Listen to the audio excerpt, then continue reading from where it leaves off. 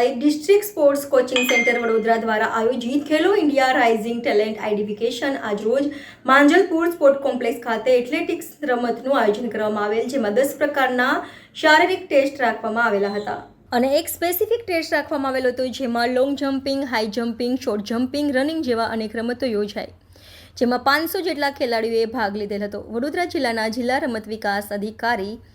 શ્રી વિસ્મય વ્યાસ અને જિલ્લા રમતગમત અધિકારી શ્રી દિનેશ કદમ, લક્ષ્મણ કરંજ ગાવરકર, ગુજરાત સ્ટેટ એથ્લેટિક્સ એસોસિએશનના સેક્રેટરી તમામ લોકો ઉપસ્થિત રહ્યા હતા। આજના દિવસે એવું છે કે અત્યારે જ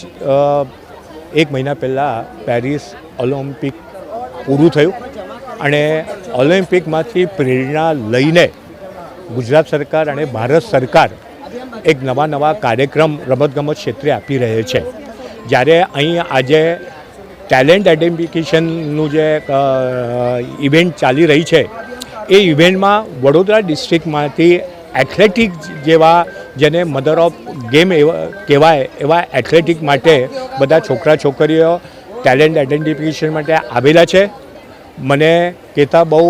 આનંદ થાય છે કે આ વરસાદના આવા વાતાવરણમાં પણ હજારોની સંખ્યામાં પેરેન્ટ અને છોકરા છોકરી અહીં આવીને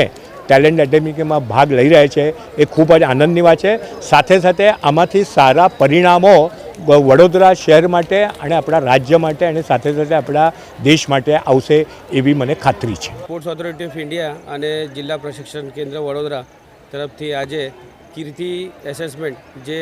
ખેલો ઇન્ડિયા રાઇઝિંગ ટેલેન્ટ આઇડેન્ટિફિકેશનનું જે કાર્યક્રમ આજે માંજલપુર સ્પોર્ટ્સ કોમ્પ્લેક્સ ખાતે આયોજન કરવામાં આવેલ છે। આ ટેલેન્ટ આઇડેન્ટિફિકેશન 3 તારીખથી 6 તારીખ દરમિયાન થનાર છે, જેમાં આજે એથ્લેટિક્સ રમતની કસોટીઓ ચાલે છે, જેમાં 10 અલગ અલગ પદ્ધતિની બેટરી ટેસ્ટ લેવામાં આવે છે અને એક રમત પ્રશિક્ષક જે સ્પેશિયલાઇઝેશન હોય એ આજે એથ્લેટિક્સનું છે, એમાં એનું સ્પેશિયલાઇઝેશન આઇડેન્ટિફિકેશન આમાંથી કરવામાં આવશે।